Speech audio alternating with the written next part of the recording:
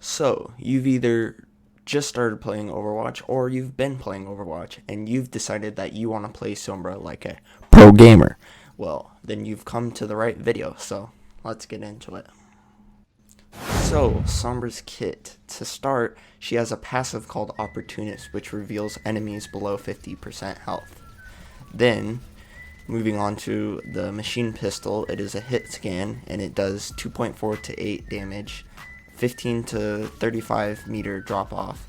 It has a spread of 2.4 degrees, a rate of fire of 20, ammo of 60, a reload time of 1.5 seconds, and then hack, which is 15 meter range, has a cast time of 6.5 seconds. The duration is 5 seconds. Health packs for 60 seconds, other for 10 seconds. Cooldown is 8. Stealth. You get a 50% movement speed buff, which makes her go fast. It has a 2 meter radius of detection when you're in stealth. The casting time is 0.8 seconds, and the duration is infinite as long as you don't shoot or do anything to take you out of it.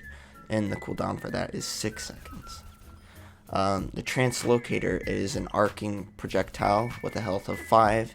The projectile speed is 25 meters per second. The duration is unlimited as long as it doesn't get destroyed. And the cooldown is 6 seconds.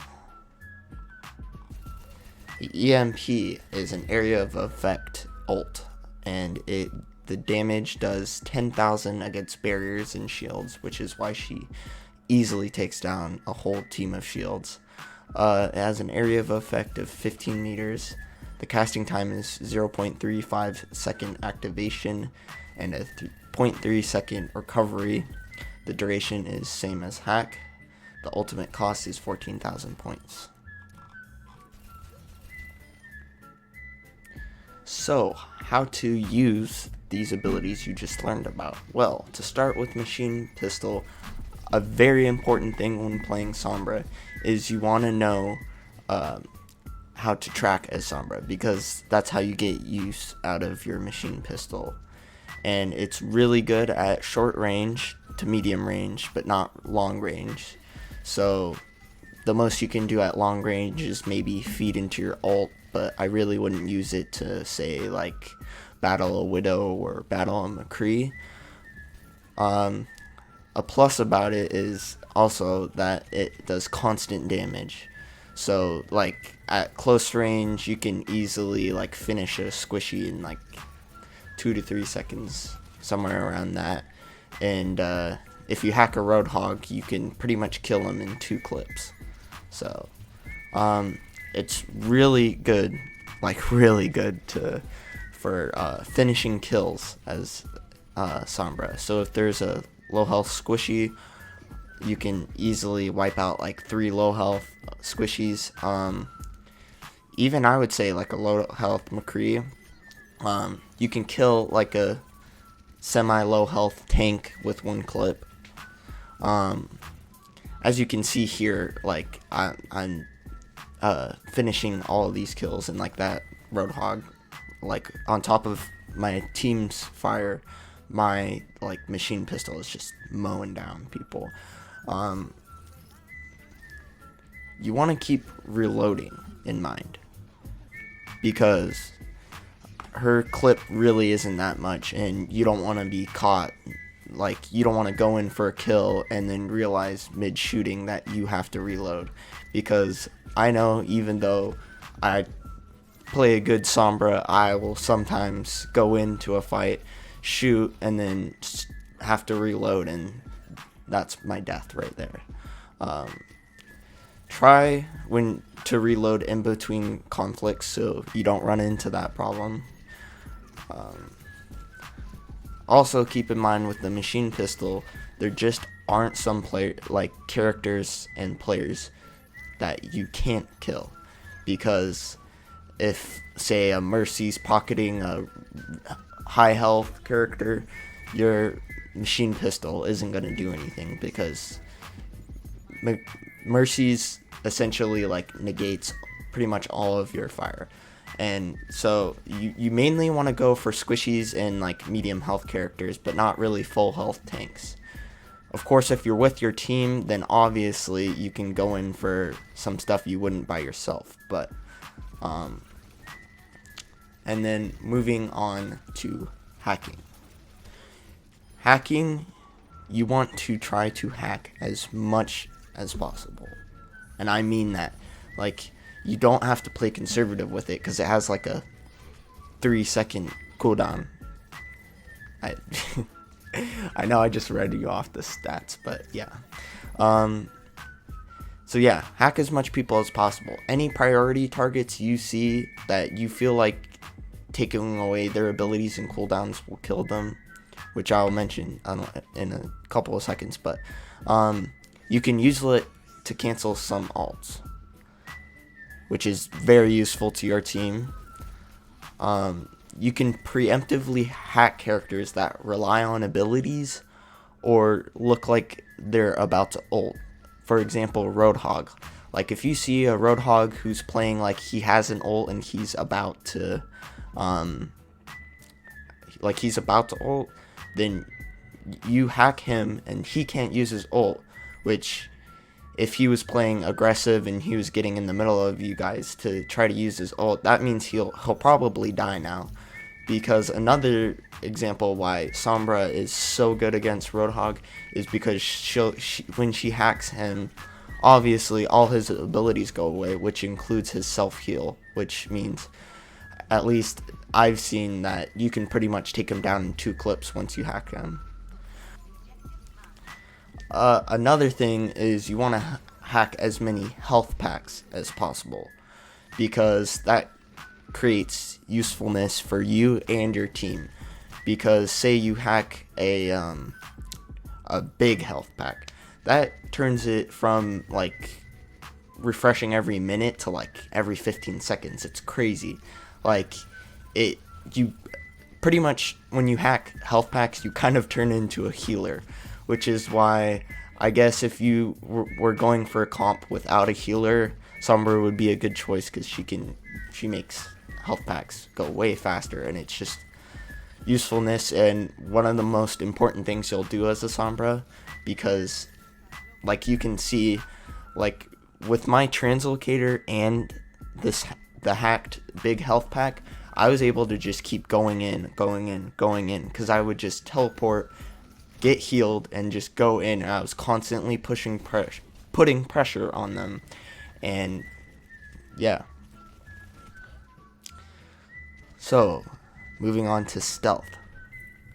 Stealth is one of the important tools in your kit to be annoying to the other team, which should be one of your main objectives as a Sombra player, because you're really good at that. You're really good at creating pressure and creating space, because they're focusing let's say you're playing a comp and your team is focused around staying behind a Rhine shield or something like that. If you go around and you attack them from the side or the back, that means at least one player has to focus you, which takes them away from firing at your team. Or in a lot of cases, it can cause the whole enemy team to panic and want to kill you immediately, and then you can teleport away and come back and pretty much keep putting on the pressure. The primary use of stealth is scouting and positioning, but a second use some Sombra players may not know is that it can be used to get out of situations. Like, if you're getting hunted down by a diva and you can get behind natural cover, you can turn on stealth and get out of there so you don't get killed by Sombra. Or if you're in a situation where you think if you even peek a little bit, they're all just gonna fire at you because you might be the only person like still alive on your team, you can use stealth to get out of there. Because one of the number one advice I can give you for Overwatch in general is you want to stay alive as much as possible no matter what. Because even if you go for a crazy ult or something like that, dying is not useful in Overwatch, so, or any game in general. But So, like I said, it's also used for positioning, which, like, you can go stealth and then go behind enemy lines, and say you can find a staircase that can take you up to high ground, which is good positioning.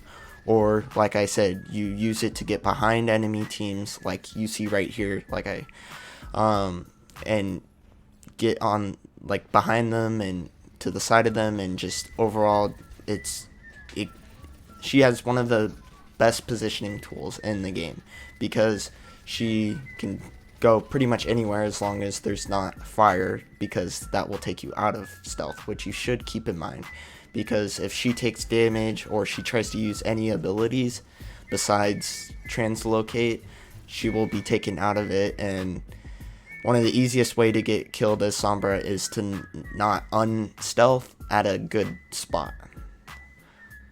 I also said it is good for scouting, which is very true, because you can go way ahead of your team and you can say, like, oh hey, they're running double shields.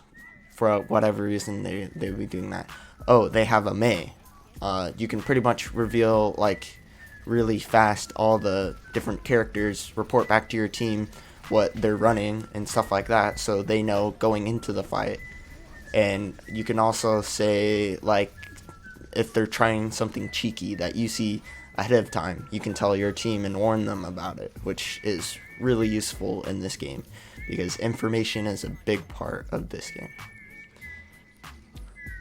Moving on to Translocator.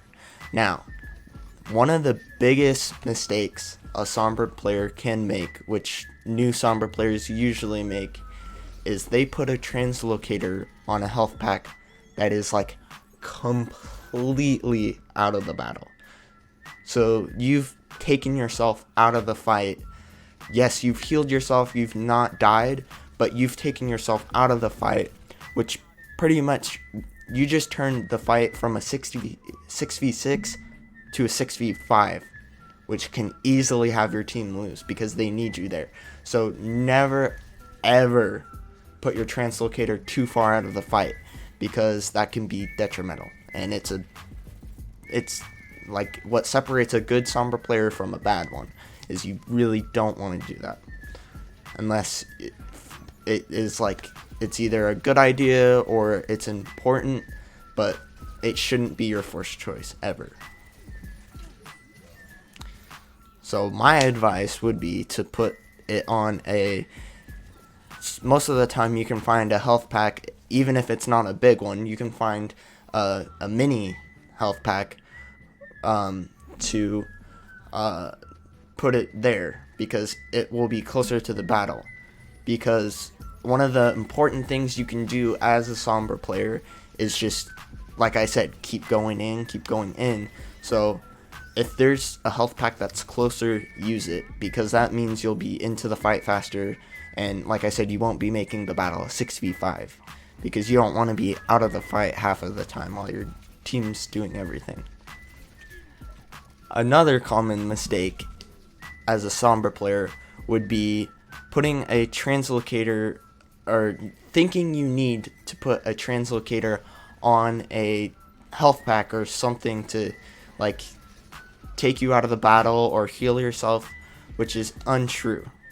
You can use Translocator, you can have it on you, because sometimes it's important to have it on you, because you can use it to, like, confuse an enemy, like a Doomfist. If you throw your Translocator and teleport behind him, he's like, where did you go? And that could create that extra time that you need to finish him off. Or you can use it in the middle of the fight to go on to high ground, which is very important, because like I said, positioning can win you games. So this is another important reason why Sombra players should know the map, because that pretty much any character in Overwatch, you will be better if you know more of the map or have better game sense. One of the most important tips I can give you for ulting as Sombra is not to be afraid to use it, and don't only use it on a full team. Those two are the main. You can easily EMP like 2 characters, which renders their abilities useless, like I said, because it disables shields and it puts everyone in the radius. It hacks everyone in the radius. So if you use that on 2 people, in most cases, it can be like an easy 2 kills that you just did. So that means it just turned from a 6v6 to a 6v4, which can easily win you a team fight. So don't be afraid to use it on 2 people. But that also doesn't mean use it dumb and recklessly. Like if there's, like I said, 2 people, but they're really low, then that would be wasting it, because you're already about to kill them. So I wouldn't use that. So in that case, if there's only 2 people and they're literally about to get killed, save it for when the rest of the team gets back. In that situation, I would try to use it on the full team, because I wouldn't waste it on 2 people who are about to die. I would rather, if a Ryan is killed and he's about to come back with a healer and 2 damage, but there's like a Zarya and someone else with her and they're about to die, I would use that on the Ryan, the healer, and whoever else, because Ryan is one of the highest priority targets for ulting, because especially if you're doing a Ryan v Ryan, your ult can pretty much help you kill that Ryan or put pressure on them, so they have to retreat, or they have to like get behind natural cover or something, or they will die. Because if you get ulted on as a Reinhardt and you're getting fired on, you either have to get out of there or you're gonna die, which would be bad for your team because now you don't have a Reinhardt. Another way you can use it is ulting to create space. Because like I said with the Ryan, if you have to push a payload and their Reinhardt is trying to get onto that to prevent you from pushing it, your ult makes it so he has to back up so you can push your payload that much further. So now, other abstract tips I can give you as a playing Sombra. So, like with any character in Overwatch, you want to keep your cooldowns in mind. Like, if you're betting on your hacking letting you kill a certain character, you want to make sure that going into the fight, it will be off cooldown by the time you want to hack that person. Or another reason why is if you're keeping an eye on your cooldown, you'll also notice if someone takes out your translocator, because something that happens to me sometimes as a Sombra is I'll unknowingly have someone destroy my translocator. So when I go into a fight thinking, oh yeah, I can just teleport out of there, and I try to go for a lot of damage and kills and stuff like that, and then I'll try to teleport away, well, I don't have that now, so then I just get murked by the other team. So another really good tip is you can use a combination of translocator and stealth to hold a point. So let's say it's like a capture point game mode, and they have 99%, and now you're in overtime. You as Sombra can go in and throw your translocator up into the air, teleport up, and that can give you like the extra seconds you need to get your stealth back, and then you can stealth until your translocator gets off cooldown, throw your translocator up, and repeat.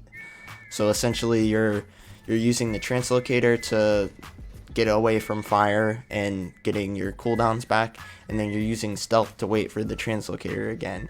And while you're unstealthed, you are like count as a player on the point, but while you are stealth, you're not on the point. But that essentially, it creates a loop, and obviously of course it's not gonna always work, but especially at low levels you can do that to hold a point until your allies can get there. So your machine gun is good for draining shield, because it's just constant damage. So you can sit behind your Rhine shield and fire on their enemy Rhine shield. And if they're not doing the same to you, then you can easily break Reinhardt's shield. If they're not that good of a Reinhardt and they don't know how to prevent it from breaking, then you can break Reinhardt's shield with your team firing, but mainly you. So if it wasn't obvious, hacking characters that use shields besides Orisa with her shield already planted down, it disables their shield, which can be a really big play, because you just hacked a Reinhardt. He can't use his shield for however long he's hacked. So that could give the push that your team needs to either win or push whatever, or could get a point. Or say a Brigitte who loves to bash, you take away her shield, she can't bash. Or a Sigma, which relies heavily on his shield as well. So you pretty much render those players useless until they're unhacked. A tip also to keep in mind is hacking Orisa while she's fortified does not disable her fortify. You can preemptively hack her before she's fortified to make it so she can't fortify, but if she's already fortified, then hacking her will not turn that off. Like I mentioned earlier, you hacking can stop some ults. Like, for example, if Moira is ulting, if you hack her, and it doesn't even have to be your EMP or stuff like that, you can disable her ult no matter how far she's into it. So if she, literally, you hear the voice line and you quickly just hack her, that means she never had any time to do anything with her ult, and it, obviously, since it's Overwatch, she doesn't get that back, so she has to wait to get her ult again. And you just, pretty much, you damage the other team's ult economy, if they were relying on that or something like that. Another good thing to know is that hacking a Pharah disables her jetpack. Now, a lot of Sombra players know that, because obviously it disables her abilities, but some might not know that, and that can be really good for your team if they're constantly getting annoyed by a Pharah who's flying around, because once you take her out of the sky, she's pretty much easy pickings. As I said, your main goal as Sombra is to be annoying and push pressure. So you always want to keep that in mind. You always want to keep putting on pressure. You want to keep being annoying to the other team, because that gives either time for your team to push, or it prevents all of the enemy team from focusing on your team, because you're taking away attention from them. And if it's a aggressive healer, they're focusing on killing you. So that means in that moment they might not be healing their team, which is even more usefulness that you just got out of that. So my last tip is 1v1ing a Sombra. The main thing you want to do is you want to hack her first, because it's either you get hacked or you hack her, and that prevents her from translocating away. So you also want to aim for the head as well, which is kind of obvious, but you want to do more damage than she's doing, because again, you're the same character, so you want to do more damage than her. And usually if you use, maybe you can use a translocator to confuse them, that's usually you've won the fight, because most of the time you being Sombra and other team switches to a Sombra, then that's not the main person they play, so they don't really 100% know how to play her, which is why you obviously want to play Sombra, and which is why you clicked onto this video. So when using Sombra right, she can be a force to be reckoned with in the game for the other team. So much so, at most times, if you're playing a good Sombra, like I said, the enemy team will have to switch to the Sombra because they have to do something about it. And if you're better than that other Sombra, you can just keep killing her, and then you're pretty much taking away a member of the enemy team, because they're trying to combat you. But if you're good enough, they really can't, because Of course, there's direct people who counter Sombra, but other than that, there's not a lot you can do about a good Sombra. But of course, I'm not saying you're never gonna die. Obviously, you can see I died a lot in this video, but overall, I think I played good, and she has a lot of versatility, which I like, and can be very deadly and ruin another team. As I've told you, with all of her kit, she can take away players, put on pressure, and just overall be a nuisance for the other team. Which is why right now in the Pro League, I've seen multiple teams use her because she's really good right now, and she's obviously in the meta right now. But besides that, that's it for this video. I hoped it helped you on your journey to playing a better Sombra. Of course, if there's anything you felt like I left out on this video, feel free to comment down below and give tips to other people who watch this video who with something maybe I left out. Make sure you subscribe, because if these videos do well, I plan to make more guide videos, because I play a lot of Overwatch characters, because I try to be really versatile in how many characters I can play. Yeah, but other than that, have a great day. Bye.